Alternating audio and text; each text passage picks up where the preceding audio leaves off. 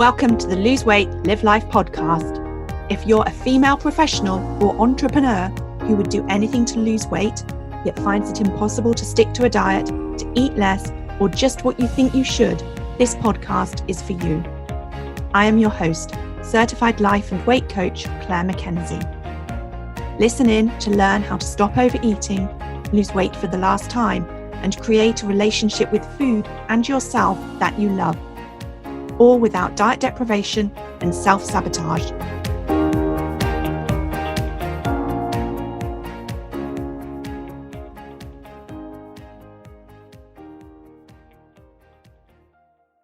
Hi everyone, and a very warm welcome to episode number 80 of the Lose Weight, Live Life podcast. Today it's all about feeling emotion. So this month inside of the Lose Weight, Live Life Academy, we start today, the day this episode will come out. We are going deep on feelings with daily work and the 100 Urge Challenge. It's not too late to join if you would like to participate in the Academy as a VIP member with annual membership and one-to-one coaching support. So if you're interested, go to www.thebestyou.coach/12, that's the numbers 12 offer, OFFER. The next opening of the monthly membership is also coming up in the last week of April. If you want to be the first to know when that opens, you can get on the waiting list at www.thebestyou.coach/enroll. This opening will give you the chance to join at the current 2021 price for 48 hours before we switch to the 2022 price. So the price also at which you join will never increase whilst you remain a member. So if you've been thinking of joining, don't miss this opportunity to lock in that lower price.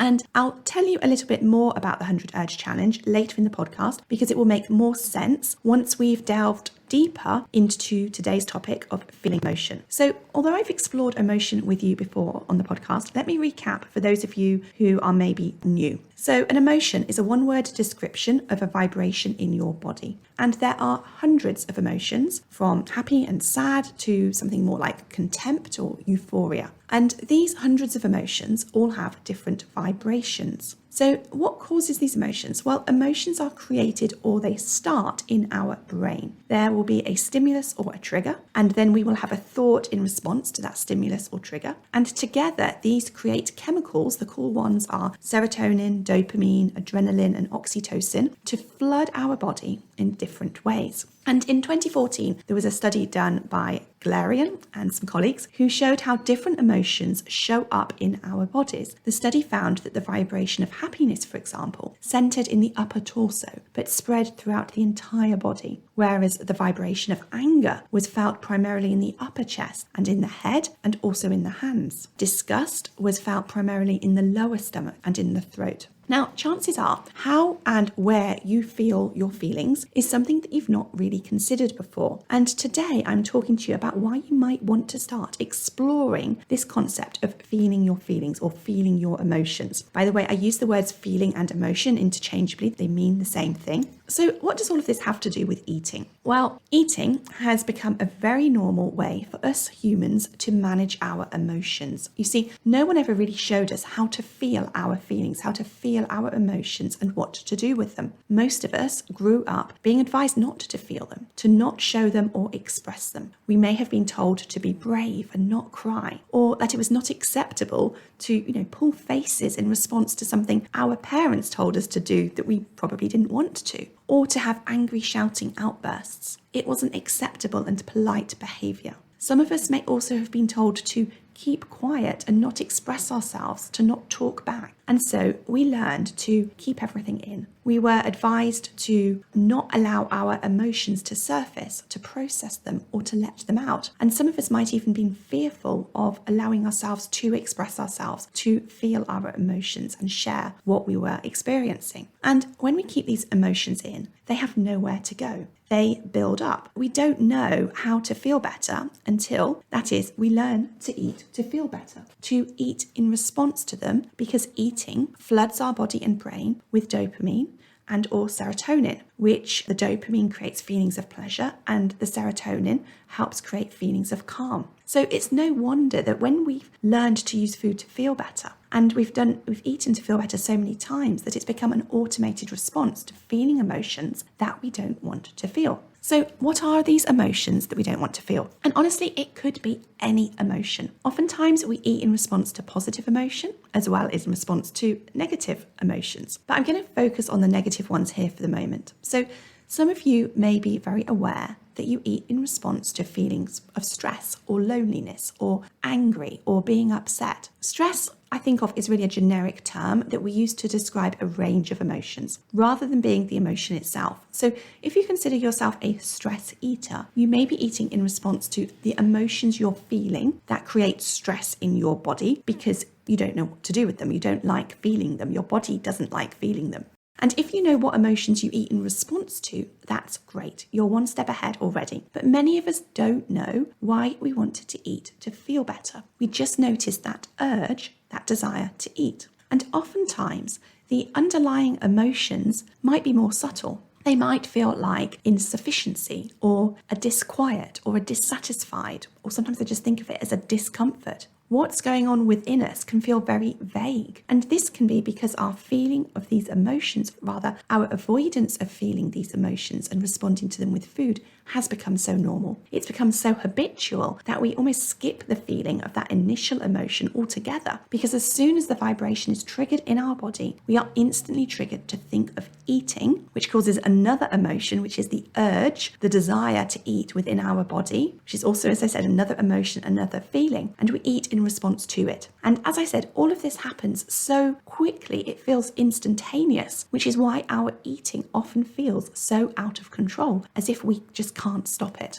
Now, the good news is that there are actually lots of things that we can do to wean ourselves of using food in our lives to manage our emotions and to feel better. And these include managing the original triggers, managing the thoughts that we have in response to those triggers, allowing the primary emotion that we feel to be there, to process that emotion, to feel that feeling, to change how we think about the primary emotion, and allow the urge to eat as being the secondary emotion. So there are 5 places in the pathway. That is number 1, the trigger, number 2, the thought, number 3, the primary emotion, number 4, the second thought, and number 5, the secondary emotion, which is what I call the urge to eat. And whilst you might think it makes sense to start with addressing the first part of the cycle, the initial trigger, actually it's far more powerful to start at the end with the urge to eat, which is where we are doing the work this month in the 100 Urges Challenge. That's the month of April 2022, if you're listening to this podcast at another time. And that's because finding the original trigger can be quite tricky, because it's buried so deep, because we've been avoiding feeling that primary emotion our whole lives. Now, we do also do work on looking at all of those parts of the pathway or the cycle inside of the Lose Weight, Live Life Academy. But this month, we're going to be going really deep on looking at that feeling, the urge, the desire to eat. When we start doing the work on the feeling, the urge, the desire to eat, we stop using food as a solution to feel better. And because our brain is so clever, when we stop allowing the food to be our solution, earlier part of the cycle will naturally adjust without us having to do quite so much heavy lifting. And by that, I mean conscious work to change what we're thinking and what we're doing in response to those triggers. So how do we decondition our body and brain away from using food to help us to feel better by focusing on the feeling that is the urge to eat? Well, it's as simple and as difficult as allowing ourselves to feel the feeling, to feel the urge to eat and allow it to be there in our body and not respond to it. Most of us only know 2 ways of responding to the urge to eat. The first is that we eat. We feel the desire in our body, accompanied by the instruction in our mind to order, buy, or get whatever food it is, and then we eat it. And then the urge may dissipate, or we may feel it again, and then we eat more. And the second is what we do when we're dieting, and that is we try to control ourselves, and that is that we resist the urge, the desire to eat, and we don't eat. And when we do this, we usually create some tension from that resistance in our body. But there is a third way to respond to feeling that urge, that desire, that compulsion to eat, and that is to allow the feeling to be there, to feel it in a relaxed way in our body. So we're not doing something such as eating to make it go away, and we're not pushing back against it by resisting. We're letting ourselves instead get comfortable with feeling that feeling. And that is the work that we are going to be doing with the 100 Urges Challenge inside of the Lose Weight, Live Life Academy. I'm going to be giving you lots of help and support and tips and techniques so that you can learn how to feel that feeling, that urge in your body and not eat in response to it. Now, as I said earlier, the challenge is because most of us have spent our entire lives getting really good at not feeling our emotions in our body. We've got really good at numbing them, avoiding them, and resisting them. And in fact, many of us will go to incredible lengths to not feeling comfortable or some undesirable emotion. You may have heard me say before that everything that we do in our life, or that we don't do, is because of how we think doing or not doing whatever it is will feel or will create, what the result it will create for us to feel something. So we humans like to feel good. Now, we may interpret good as happy, joyful, relaxed, successful, proud, love, content. There are many, many words to describe positive emotion, but we don't realize that everything we do is because of the feelings that those things will create. Whether that is buying material things, spending time with people we care about, going on days out and holidays, even the things we do at work, even those things we do that we don't want to do, we do them because of the negative emotion we would feel if we didn't do them. Whether that is the discomfort of a negative appraisal or even getting fired, we think we work because we want the money, that it's a necessity of living life, but in truth, it's because we want to avoid the discomfort of not having money, of not having a home, of being able to feed our families. We want to avoid how awful we think that would be, how awful we think that would feel. And that's just the way of the world. But when you think about it, when you realise the extent to which we do things in life to create and avoid emotion, it's no wonder that we use food the way that we do to help ourselves to feel better. It's inexpensive, it takes relatively little time. We can, shove a few biscuits into our mouth to help us to feel better about a difficult afternoon or evening ahead of us in just a few moments. We don't even have to take break from the work that we're doing, and it only costs a few pence. So how do you feel a feeling? Well, why not pause and take a moment right now? Ask yourself, how am I feeling? Remember, you're looking for a one-word description of a vibration in your body. Now, because we're not used to considering our emotions in this way, you may not know how you're feeling, and that is okay. You can start with asking yourself if you are feeling more positive, more negative, or more neutral. Or you might find that you almost have a default response of stressed or anxious. Some of us live most of our lives feeling this way. It's become habitual. It's become just our norm. And if this is you, ask yourself, so if you notice your mind telling that you feel stressed, pause a moment and ask yourself why. Is it because you've got too much to do? Because a family member is unwell? Or because you're spending the day doing something you would rather not be doing? Whatever answer your mind gives you, repeat the sentence back to yourself asking, when I think, and it's sort of ... fill in the blank, how do I feel? So, for example, it may be, when I think I have too much to do, how do I feel? And you may come up with the emotion of overwhelmed or defeated or frustrated. And you will have started the process of learning and understanding your emotions more just by going through that little thought process in your mind. You can also write it down on paper if you want to. That can really help you get some perspective from it. Now, you've shown yourself that underneath that label of stress, you can pinpoint specific thoughts and feelings. And you may find that there are loads of them. Once you start sort of uncovering what's going on for you, maybe there are 20 reasons you're feeling stressed, and each of them, when you check in with yourself, creates a different feeling, a different emotion, a different vibration in your body. And so in that case, what I suggest you do is just pick one sentence, one emotion pairing. Pick one thought, one emotion pairing, and then ask yourself, where in the body do you feel it? And then how would you describe the way that it feels in different parts of your body? Now, in the Lose Weight, Live Life Academy, you have some worksheets to guide you through what you feel in different parts of your body. This is doing the work of feeling an emotion. This is you opening yourself up and relaxing into that feeling in your body. So what happens next? Well, sometimes that emotion, once we open ourselves up to feeling it, will pass. Sometimes we get relief from it and we feel better. And sometimes we don't. Sometimes that emotion stays with us for a while longer. The thing is, when you think about it, what is so difficult or terrible about feeling this emotion that we cannot carry on with our day whilst we feel it? Many times we eat in response to low-level negative emotions, such as boredom or irritation, just as much, if not more, than we do to higher-level negative emotions, such as fear or grief or hate. Many of us go about our day feeling bored or maybe having a low level of irritation much of the time. And when our response to that is to hop right into that pathway that I mentioned earlier, that results in us feeling the urge to eat to feel better, it's worth considering that maybe it's okay to spend some time feeling bored or frustrated and just carry on with doing what we're doing until we naturally start to feel better without doing something that creates a net negative in our lives. You see, eating to feel better is only a problem when it's out of balance, when the result of our relationship with food has us being a different size or physical health or having been emotionally unwell. Because when we do things to avoid feeling in a non-balanced way, generally doing the thing we do to feel better is always going to leave us feeling more negative emotion. If you're a different weight to the weight you want to be, if you have a different relationship with food to the one you want to have, how much is your weight and relationship with food responsible for the negative emotion that exists in your life, which has you turning to food to feel better? This is why often it feels as though the more weight we gain, the more miserable we feel. The more we eat, the more weight we gain.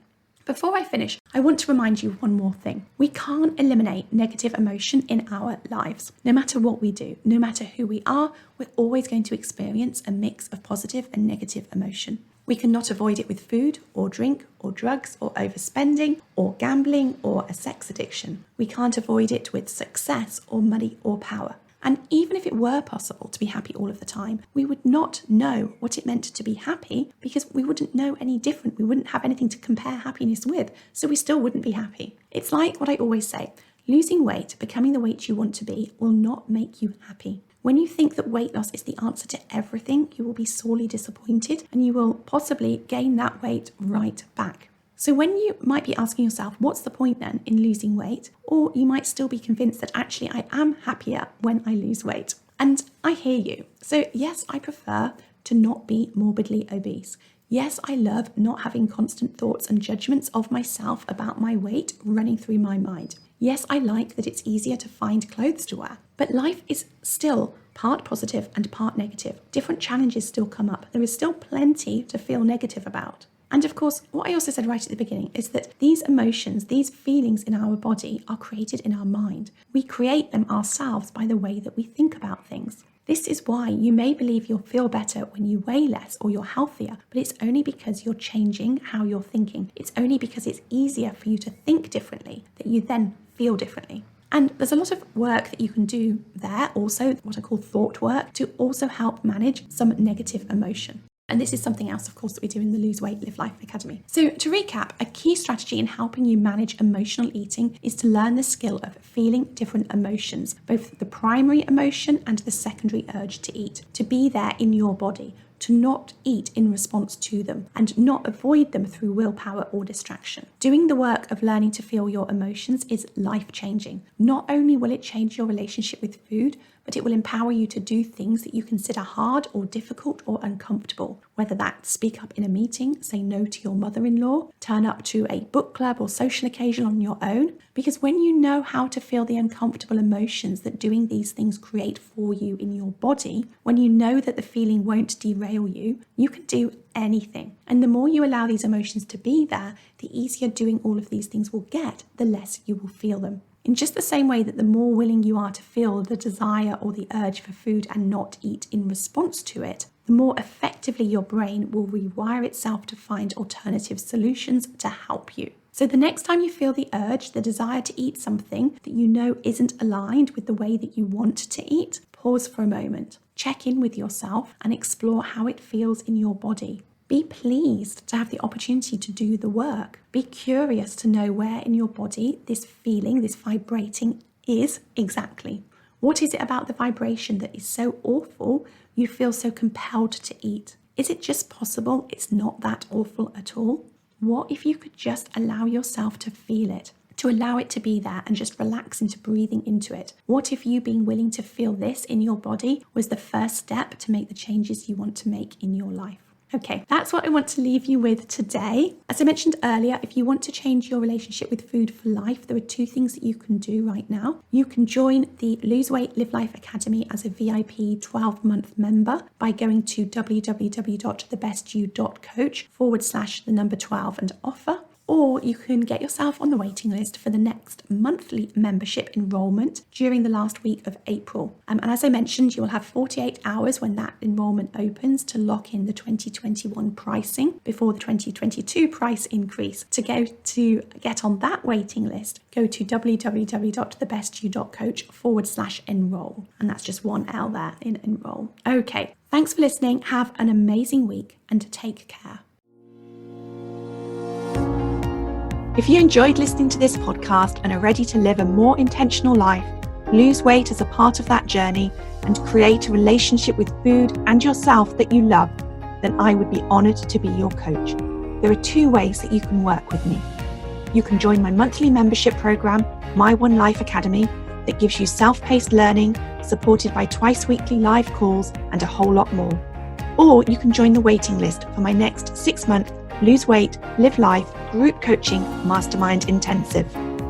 Go to www.thebestyou.coach/coaching to find out all the details.